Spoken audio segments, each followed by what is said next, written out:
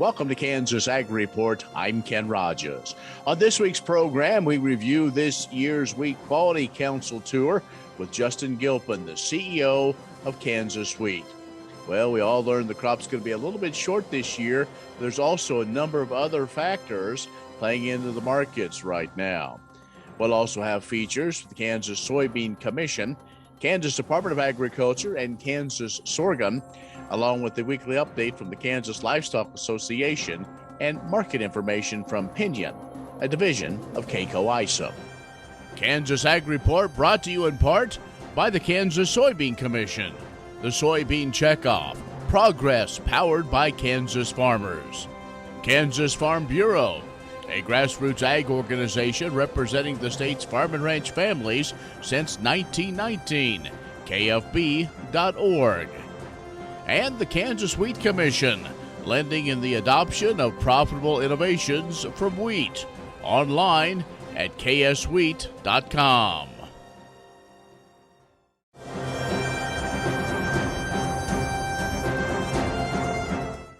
In agricultural news, the global food crisis, already impacted by COVID and climate change, is being driven to famine levels worldwide by the war in Ukraine and the resulting lack of grain exports. The United Nations Security Council heard from experts on the war's impact on global food security. Even before the Ukraine crisis, the world was facing an unprecedented perfect storm because of conflict, climate change, and COVID-19. And price increases in major food crops have made an additional 400 million people food insecure over the last 5 months. Some experts warn the world only has 10 weeks of wheat supply left, but Ukraine and the Russian Federation together export some 30% of global cereals, 67% of sunflower oil. Agricultural credit conditions improved in the first quarter of 2022, and farm real estate values continue to increase alongside strength in the American farm economy. Following a year of accelerating increases, the value of non-irrigated cropland across much of the country has soared through March of this year. The sharp growth in land values persisted despite a slight increase in farm loan interest rates. Farm loan repayment rates continue to increase, and credit conditions are remaining strong. The Kansas City Federal Reserve says the outlook for agriculture credit continues to remain optimistic alongside persistently strong commodity prices. But many district lenders expect conditions to soften in the coming months alongside the pressure on profit margins from higher input costs and harsh drought conditions in large parts of rural America. Farm real estate markets also remain strong, but smaller profit margins on higher interest rates could limit gains in land value in the year ahead. We'll talk prospects for this year's Kansas wheat crop with Justin Gilpin when we return. The Kansas Wheat Innovation Center in Manhattan is rediscovering ways to get improved varieties and new genetics in the hands of farmers faster. Grower-led and checkoff-funded research initiatives are bringing about positive change. This grassroots leadership provides a strong voice in Topeka and Washington, D.C. Now is the time to partner with Kansas Wheat in moving wheat forward. Kansas Wheat Commission and Kansas Association of Wheat Growers.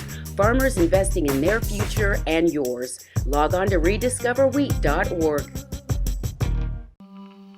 What if U.S. soybean meal were more than a commodity? If seed companies and the soybean checkoff built a better variety? That future is here. The time is now. To meet end-user demands, the soybean checkoff is investing in the compositional quality of soybeans, including meal. A message from the Kansas Soybean Commission, the Soybean Checkoff, progress powered by Kansas farmers. Next time you see a beautiful field of corn, reach out and thank the farmers who work tirelessly to raise corn for livestock feed, renewable fuels, and exports to feed a growing world population.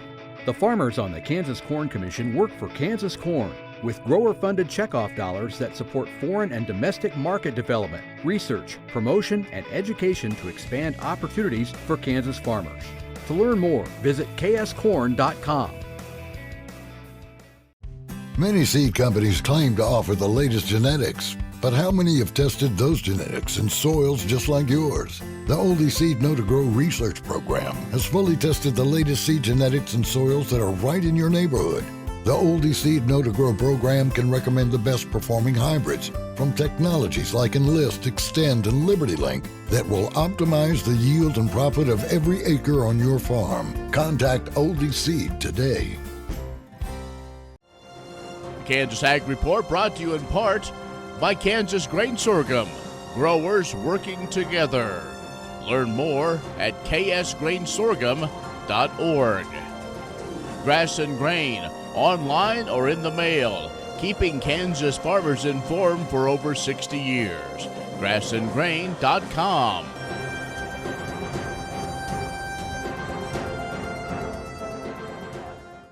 And joining us now is Justin Gilpin, who is the CEO of Kansas Wheat.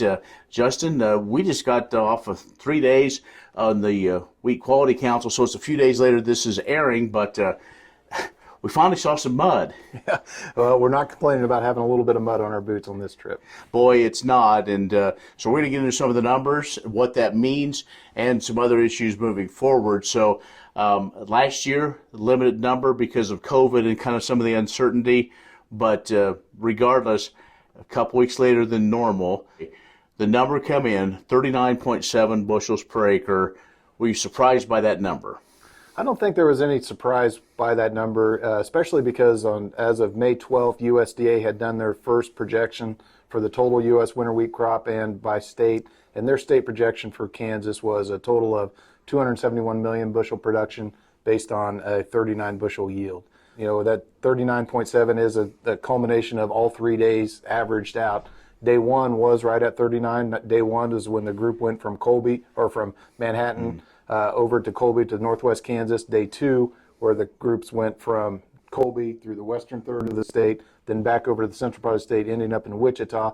That total was a little bit lower. Then day three is when the groups travel from Wichita back up to Manhattan. And that I-35 corridor was an area where we've seen a little bit more moisture. So I don't think there was really any surprises with the numbers, Ken.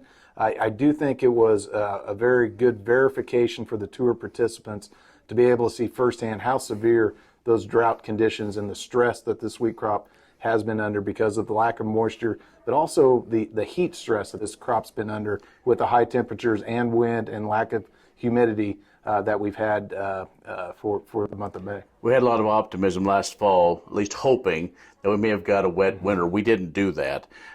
We know where prices are because of what we thought we would find and what we did find on this tour. So, you know, talking to farmers, what level of optimism do we have? Because I know it seems like the whole theme of those 3 days was short and dry. Short and dry. That's how you could describe wheat just about everywhere.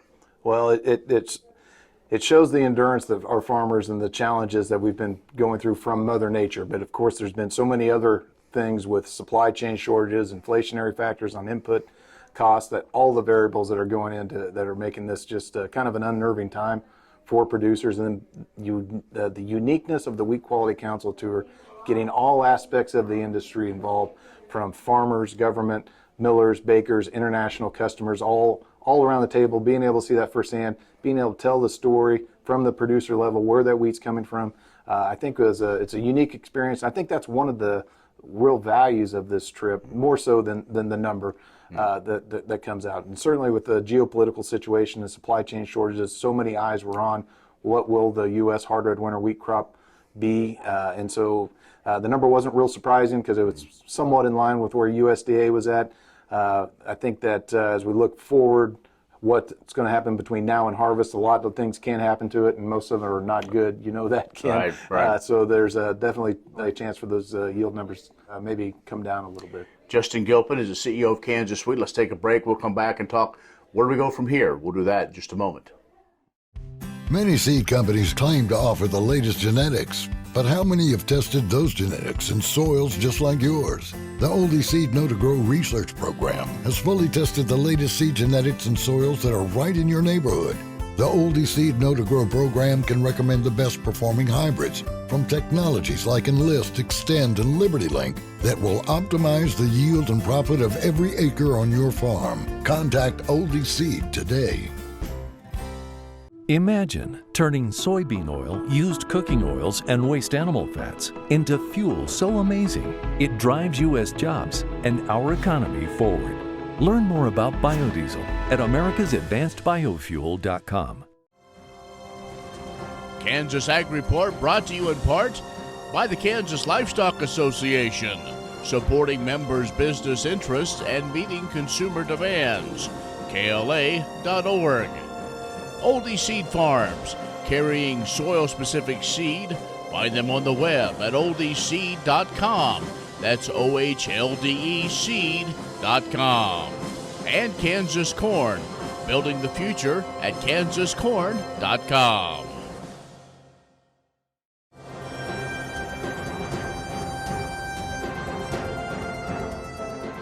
And our guest is Justin Gilpin, the CEO of Kansas Wheat. We are talking right after wrapping up the Wheat Quality Council tour that went all over Kansas, parts of Nebraska, Oklahoma, Colorado, got reports there. Basically, the numbers come in about in line with USDA, but significantly less than last year. But Justin, you talked a little bit in our first segment. There are a number of factors, and while the tour was going on, there's still this on again, off again going on in India. The Ukraine situation, I mean, it almost literally is the perfect storm. There's so many different factors that the days of worrying about if Western Kansas gets rain, that's only one part of the story. Especially with all the geopolitical events going on, you're absolutely right, Ken. The world wheat market is just seeing unprecedented volatility. Of course, we're all seeing inflationary factors that are impacting supply chain disruptions and cost and the high prices with those commodities, and what that ultimately means to how world trade flows with wheat and where U.S. is going to fit into that. Now we know that we're going to have a certainly smaller than last year, smaller than average, and somewhat devastated in some areas, hard red winter wheat production. It is a piece of the puzzle of many factors that are playing into this market uncertainty. And you mentioned India. India has created some of that uncertainty themselves with their, you mentioned on again, off again. I was trying to put together a presentation of this is what India is going to do, and I seem to have to change that slide every day. But with their farmers have gone through similar situation as eastern Colorado and western Kansas have, with the drought and high heat as causing a limited production with India that is maybe not going to be able to have the supplies to meet those supply chain disruptions that are coming out of the Black Sea. And so many, it makes it that much challenging for Kansas agriculture right now, trying to navigate these uncertain times and the market volatility and higher prices, and ever increasingly it seems. But the other thing to be thinking about, Ken, as we look forward, is not only is the impact of the production and carry out and supply and demand situation right now with this year's harvest, but what does that all mean with the corn and soybean harvest that could be impacted by those dry conditions, and then future wheat plantings as we go into next fall if the Ukraine-Russia situation continues to be prolonged. Quickly looking at how the crop looks right now, anticipating a little higher protein, so farmers need to keep that in mind. Well, it does. If you try to compare this to a year in recent memory, 2018 probably is the one where we had a shorter production crop, a higher protein crop that did have good quality. And as you see, millers and bakers that are going to try to source that higher quality where producers can, if they have the opportunity to try to capture a little bit added value for that quality. That's what producers ought to be looking for. All right, Justin, always appreciate the update. Thanks for letting me tag along on the tour. No, it's great having you, Ken. Thank you. Justin Gilpin, the CEO of Kansas Wheat, has joined us. Stay with us. We'll have more in just a moment.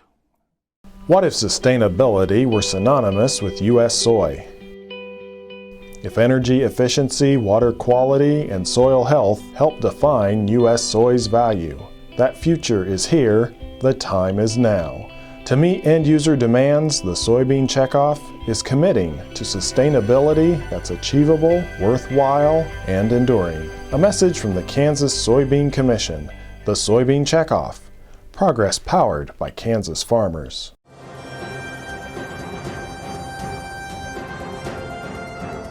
As demand for for soybean oil surges, particularly for biomass-based diesels like biodiesel, renewable diesel, and sustainable aviation fuel.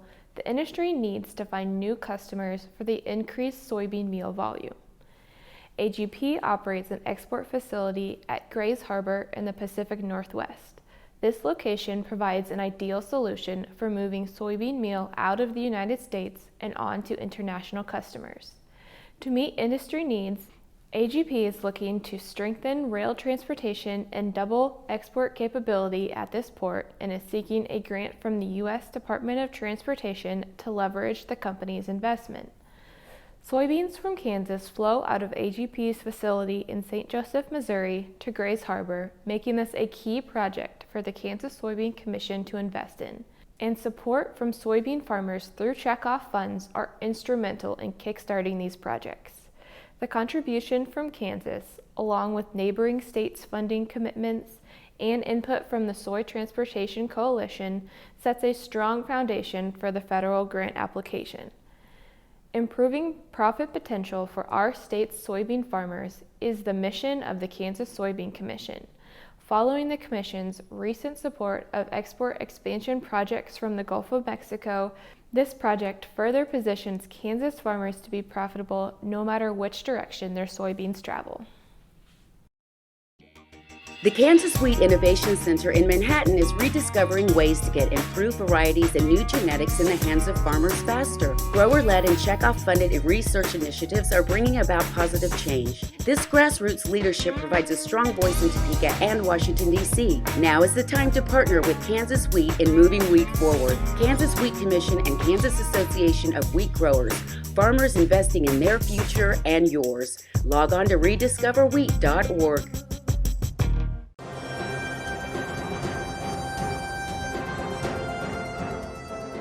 Leaders from across the Kansas beef community gathered at Lyons Ranch near Manhattan last week as Governor Laura Kelly declared May to be Kansas Beef Month, recognizing the substantial importance of the beef industry to the state.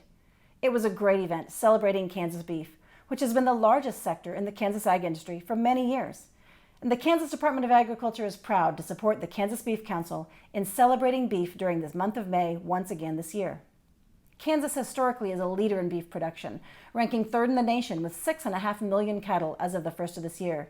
And the value of Kansas beef is also known throughout the world, as beef exports from Kansas totaled $1.7 billion last year. With beef cattle in every single county in the state, the beef industry is a vital part of communities across Kansas, contributing $13 billion directly to the state's economy. Raising beef is an important part of Kansas heritage, and the hardworking ranchers of Kansas are committed to the health, comfort, and well-being of their cattle while protecting and preserving our natural resources. Not all Kansas farmland can be used to grow crops, so grazing cattle on that pasture and rangeland can efficiently utilize grasses and plants, as the cattle can turn these resources into essential protein and nutrients for humans in the form of safe, nutritious, and wholesome beef. Find recipes, purchasing tips, features on Kansas ranchers, and more at the Kansas Beef Council's website, kansasbeef.org. Then enjoy some Kansas beef on your grill this May and join the Kansas Department of Agriculture as we celebrate the important contributions of the Kansas beef industry during Kansas Beef Month. Grain sorghum is one of the most important cereal crops worldwide, and Kansas leads the nation in its production. Over the years, sorghum has been either exported, used in animal feed domestically, or for other industrial uses. Recently, its use in the ethanol market has seen tremendous growth, with 30% of domestic sorghum typically going to ethanol production. Kansas Grain Sorghum is committed to sorghum research, market development, and education. Learn more at ksgrainsorghum.org. Kansas Corn reminds you that E15 fuel is the right choice for every kind of driver. For the car enthusiast, E15 has higher octane. For the thrifty driver, E15 is priced lower than regular unleaded. For the nature lover, E15 provides cleaner air. For the shopper who buys local, E15 has more ethanol from our Kansas corn farms. Choose E15 for a higher octane, lower price, cleaner American fuel. Message from the Kansas Corn Commission. Learn more at kscorn.com.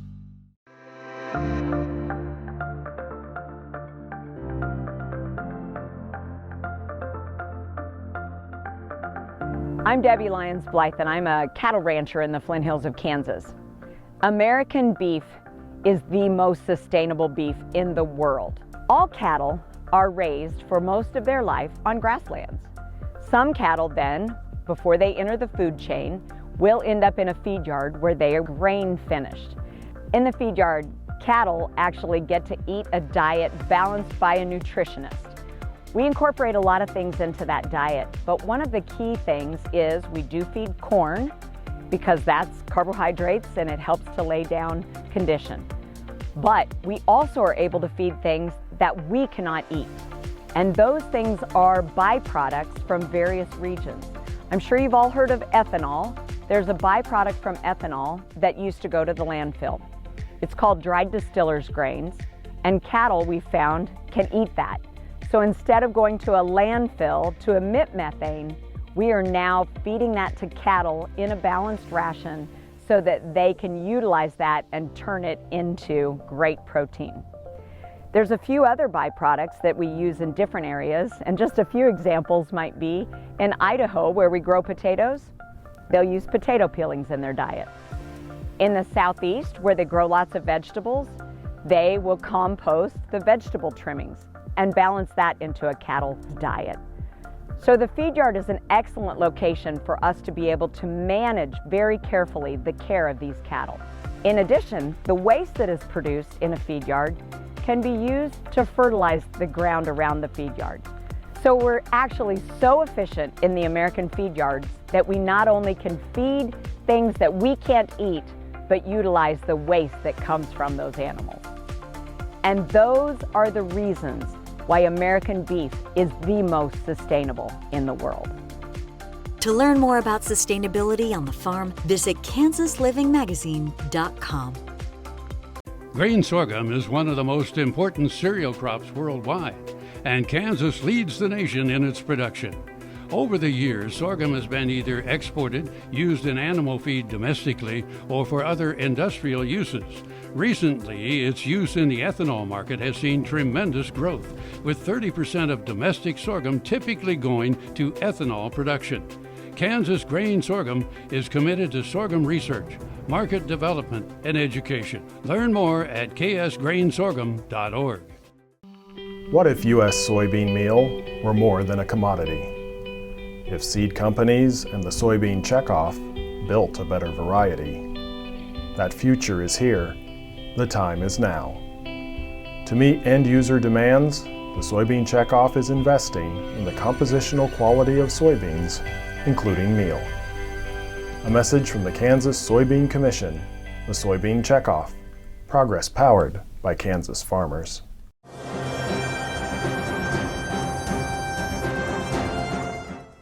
The 2022 KLA Young Stockmen's Academy gathered May 9th through 11th for its second installment of the year. Members from across the state spent 3 days in the Kansas City area touring agribusinesses and beef retailers. Merck Animal Health, the exclusive sponsor of the program, hosted the class at its Lawrence location. Staff provided an inside look at the animal health industry, led a discussion on consumer perceptions of livestock production, and gave a tour of their farm research facility. The class visited Costco, Hy-Vee, and Whole Foods Market, where they learned more about how customers make meat buying decisions. For a look at the various ways beef is marketed in the meat case, the group also toured Bicklemeyer Meats and Golden Belt Beef, both family-owned retail meat shops based in Kansas City.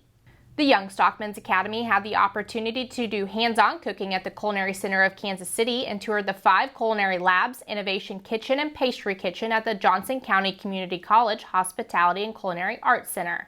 The group also heard from the Kansas Beef Council staff about how they establish relationships with key influencers such as chefs, dietitians, and educators in order to share the beef message.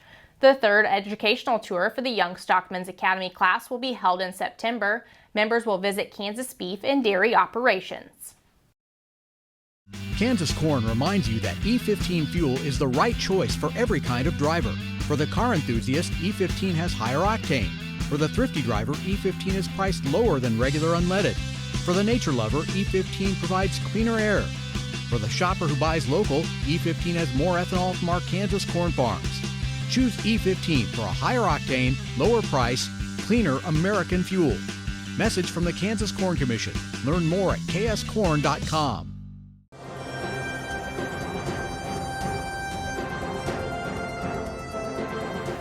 Good morning, I'm Darren Van Vactor with Pinion, a division of K-Coe Isom. Soybeans have quietly been stable over the last couple of weeks, chopping along sideways while the cereals remain extremely volatile. After punching in the new highs just last week, wheat and corn have taken a sizable breather. Wheat is still trying to digest how much of the cereal grain is available on the global market, which is more challenging than it seems. The Russian-Ukraine conflict continues to impact the supply chain, but India's wheat export ban threw another wrench into things. So we have global supply getting smaller per the latest USDA, and now we have another logistical hurdle to factor in. This week, wheat gave up all of last week's gains, and corn followed along for the ride. Lack of fresh bullish headlines weighed on corn as planting pace tripled in a 2-week period. Exports have been quiet, and we heard rumblings of refiner waivers. Additionally, China and Brazil made some headway on corn export negotiations. Really, the next card to be flipped is U.S. weather. Right now, the outlook is favorable, with most exceptions being given to the dry southwest and a too wet northern plains. Whether bullish or bearish, we have some really great opportunities around us right now. If you'd like to discuss some, please give us a call at 888-452-8751. I'm Darren Van Vactor, wishing you a fun and safe Memorial Day weekend. That's our show this week. Be social with us at KansasAgReport.net for our social media channels. A heartfelt thanks to those of you who made the ultimate sacrifice so we can enjoy the freedoms that we have today. Hope you have time to remember those over this Memorial Day weekend. I'm Ken Rogers. Thanks for watching. We'll see you next week. What if sustainability were synonymous with U.S. soy? If energy efficiency, water quality, and soil health help define U.S. soy's value, that future is here, the time is now. To meet end-user demands, the Soybean Checkoff is committing to sustainability that's achievable, worthwhile, and enduring. A message from the Kansas Soybean Commission, the Soybean Checkoff, progress powered by Kansas farmers. Kansas Corn reminds you that E15 fuel is the right choice for every kind of driver. For the car enthusiast, E15 has higher octane. For the thrifty driver, E15 is priced lower than regular unleaded. For the nature lover, E15 provides cleaner air. For the shopper who buys local, E15 has more ethanol from our Kansas corn farms. Choose E15 for a higher octane, lower price, cleaner American fuel. Message from the Kansas Corn Commission. Learn more at kscorn.com. Are you looking for Medicare supplement insurance plans? Now is a good time to look at your options with Kansas Farm Bureau Health Plans. A Medicare supplement insurance plan can help cover certain out-of-pocket expenses Medicare doesn't cover. Things like deductibles, co-insurance, and certain limitations that can be costly in the event of an accident or illness. With Kansas Farm Bureau Health Plans, you have options to Medicare supplement insurance plans with 4 levels of affordable coverage and service from an organization known for its commitment serving Kansans. We encourage you to compare our rates. For more information and to get a quote, contact a Farm Bureau Financial Services agent near you or visit kfbhealthplans.com. Medicare supplements insured by Members Health Insurance Company, Columbia, Tennessee. Not connected with or endorsed by the U.S. or state government.